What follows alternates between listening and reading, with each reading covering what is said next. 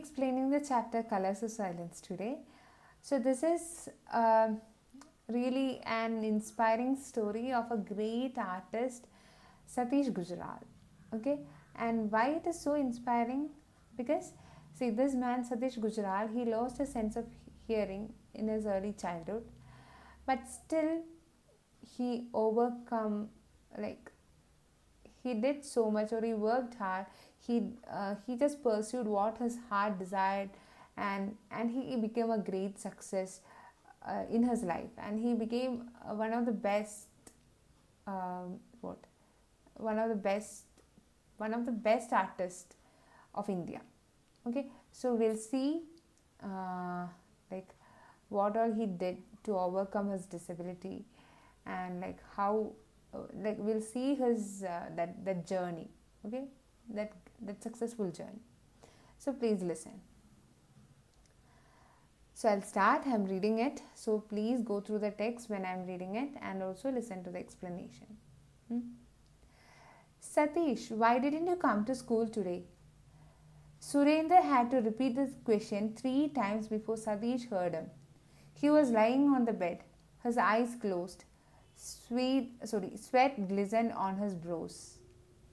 So this Surendra, he came to Satish, who was lying on the bed, and he asked him, like, why didn't you come to school today? So he repeated the question several times because Satish was not able to hear that first. Okay, and he was he was sleeping, I suppose.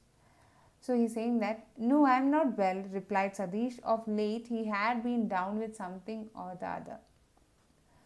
Why? What's the matter with you, Satish? His friend asked with concern.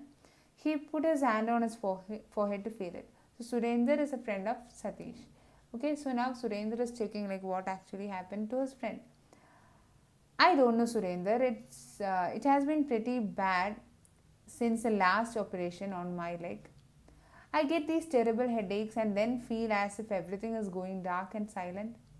I feel miserable, but why are you speaking so softly? I can barely hear you. So Satish is explaining, from which we can understand that his condition is not that good for since a long time. Okay, so he's saying that see, actually, Surendra, I don't know what happened to me, what's wrong with me, but I have few issues since my last operation, which was done on my leg. I used to get these terrible headaches, and then like I feel like everything is going very dark and silent. I feel so bad, but now again he's asking, see, why are you speaking so softly, so slowly? Your sound is very low. I can hardly hear you. Surendra gave him a strange look. So from that, what we should understand? See, actually Surendra is speaking loud enough, but it's the problem of Satish. He had certainly not been speaking softly. Has he lost his hearing? Wondered Surendra. So even Surendra felt that, okay, this boy, he might have lost his hearing. Poor Satish, he had been ill ever since he came back from the holiday in Kashmir the previous year. So he was on a vacation to Kashmir last year, and he had all these problems, or his problems started from the time when he returned from Kashmir. There had been an accident when he went hiking with his father and brother Intar. So Intar is the name of Satish's father, and Satish, like he had an accident when he went on hiking with his father and brother. They were crossing a rickety bridge over some rapids. The boys stood and looked down at the swirling water below them. Look how the water is rushing at that spot. So, like he was observing the water from the top of a bridge. Satish pointed out to his brother. Just then his foot slipped, and losing his balance, he fell into the rapids. His screams were lost in the rushing sound of the water. When he regained consciousness, his legs were in a plaster cast and his head hurt badly. He was bruised and aching all over. So this was the accident. So he was looking into the water. Suddenly his legs slipped and he fell into the water. So his legs got fractured and his head was injured badly. So he was bruised and like aching all over. So he had pain all over his body. Though his legs healed, they remained weak, requiring several operations on them. Worse, he suffered frequently from bouts of fever and infections, especially of the ear. So yeah, his legs were healed, or the wound, everything was cured, but see, they remained weak. His legs were not so strong as before, and like he had several operations on them. But the worst thing was that he had fever and infections all the time, especially affecting his ear. Seeing that Sadish was in pain, Surendra now got up to go. Will you come to school tomorrow? He asked. So Surendra was like he couldn't see his friend suffering from pain. So he just left. He was about to leave and he asked him like, will you come to school tomorrow? Sadish shook his head. A slow tear trickled down his cheek after Surendra left. It felt as if some huge weight was pressing upon his head, making everything seem far away and silent. So now at this point, yeah, he is a bit depressed since he is a very small boy, right? He felt helpless and upset at being confined to bed as he was. The silence was the worst. Everything seemed like scenes from some pantomime show. He wanted to scream to break the silence, but didn't. See, at that time, they didn't have this mobile or internet, anything to keep themselves entertained, right? Uh, so, like, you can imagine how isolated and like how hell it will be, like being in completely silence all of a sudden. Yeah, he wanted to scream to break the silence but didn't. For the 8-year-old boy, this was terrible. So he was 8 years old at that time. The doctors didn't know the cause except that it was caused by medicines given to treat his legs. So that was the reason. Okay, this headache, fever, infections, everything was a result of the medicines given to treat his legs. And yeah, this was the only cause known to the doctors. Due to his frequent absence and his hearing problem, the school he was attending till then informed his father, Mr. Avtar Narayan, that they couldn't keep Satish. So don't forget the name of Satish's brother is Inder and his father's name is Avtar Narayan. So this boy, he was ill and he was frequently absent to school and he couldn't hear properly also. So the school authority, they informed his father that like they couldn't keep Sadish, like they want Sadish to discontinue. We will have to look for a new school, his father said. Sadish shook his head saying no, he didn't want to go to a school where he couldn't talk to the other children, where everyone would make fun of his deafness. So certainly a child, as an 8-year-old boy, certainly he'll get so bad, feel so bad and so scared. Better you have to go to school and learn. What will you do in life if you don't get education? Huh? He asked his son. Sadish heard snatches of his words but knew what he was saying. So even like Sadish was not able to hear properly what his father was saying. So his father was so worried about this boy's education. He was worrying like what he'll do without getting educated. But though Sadish couldn't hear everything properly, still he could guess, or he was able to understand what his father was saying. After a lot of persuasion, he finally agreed to go along to the new school. So he agreed for that. But the school didn't want him for the same reason. So that school also was not ready to accept the Sadish because he couldn't hear properly. This is a school for normal boys. Why don't you take your son to the school for deaf and dumb children? Asked the headmaster of the school blandly. Avtar Narayan was angered. So see, we should understand one thing. This boy was not deaf by birth, right? He's not deaf by birth. So he became deaf because of the accident. But still that school people were asking his parents to take him to the special school, like the school for deaf and dumb people. My son is not dumb, sir. His hearing is a little bad. So he is just deaf a little, but he is not dumb. He is under treatment and will soon be fine. He argued, but in vain. Other schools had the same to say. In despair, father and son returned home. So no schools were ready to accept him. Though Avtar Narayan felt shattered, he wouldn't give up hope. So his father was not ready to give up hope. After the unsuccessful expedition to the school, Satish became very moody. He couldn't talk freely with anyone because he was unable to hear a single word. His brother Inder sat for hours with him and talked to him, teaching him words and pronunciation. Unable to bear the taunts and teasing of the children in the neighborhood, Satish even avoided going out to play. So now Satish is completely confined to his room, but his father and brother, they were trying hardly to educate him. So to keep his confidence up. Okay. His father and Inder spent time with him every day, talking to him, trying to teach him things. If you want to get on in life, you have to read a lot. You can learn a great deal of things just by reading. It's true, okay? You can see different words, you can experience different things with reading alone. His father told Satish, giving him an armful of books. Satish lived through them, like he just turned the pages. The Life of Garibaldi, translated into Urdu by Lala Lajpat Rai, the works of Munshi Premchand, Sharat Chandra, and several others. So you should remember these names. These were the people whose books were given to this boy by his father. It was as if a whole world opened out for him. Satish became a voracious reader. The books, however, were all serious works meant for older children and sometimes even for adults. So these books were meant for not for small kids like Satish, but still he read them. He became a very voracious reader. They made him feel depressed and left a deep impression upon his sensitive mind. He came to know of another world through them, a world of suffering and anguish. He brooded long and hard about why there was so much suffering in the world while his own world looked comfortable in comparison. So, see, even after reading that books, he felt so little depressed but he was okay with his own condition because he understood that there is a world or there are people suffering much more pain than what he is suffering. So, compared to their life, his life is much better.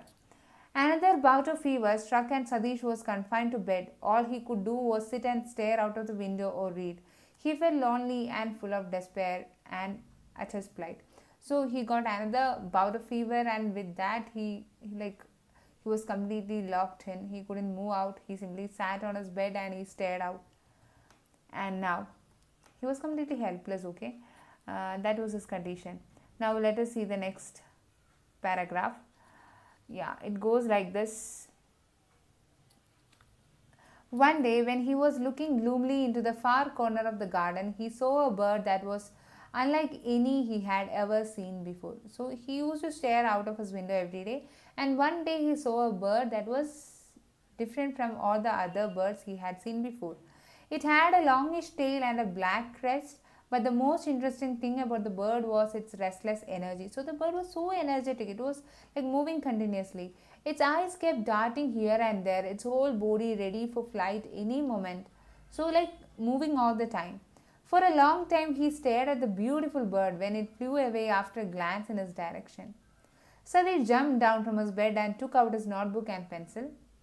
He sketched the bird from memory with a few deft strokes. He liked the picture and set it against the stack of books on his bedside table. So, see, soon after seeing that bird, he drew that picture of that bird, okay. He had discovered another pastime which he could indulge in. So, that is nothing else but drawing and painting. Sitting on his bed, he began filling pages and pages with doodles. His strokes varied with his moods, angry, soothing and humorous. He had always been good at Urdu calligraphy, and so sketching came naturally to him. So, he was already good at calligraphy, writing in a very designed, stylish way and all. So, now he started drawing also. However, his father was not amused. He took away all the notebooks he had drawn on. This is an idle pastime. You would do better to read and get some knowledge, he said to his son. So, according to his father, this was a stupid thing, or just a pastime, okay, and a useless thing, according to his father. So, he wanted his son to read and to be a very educated man, knowledge, full of wisdom. Sadir sighed but refused to stop drawing. Why do you take away his source of entertainment? Asked his mother one day. So his mother was supporting. She wants her son to draw, and she understood this is a good means of entertainment for him. Oh, that I don't want him to start thinking that he can make a living out of drawing. Artists make a pittance and live in poverty. So this is what his father felt. Usually artists, they live in poverty. So this is he'll not be able to make a living with this. I mean, drawing or painting. It is no career for a bright boy.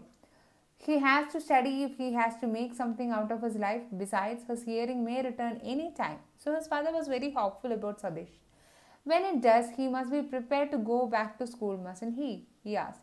So his father wants Satish to study and keep reading because he expects his son to get his hearing back at any moment, so that He also feels that, or he also thinks that his son can go back to school very soon.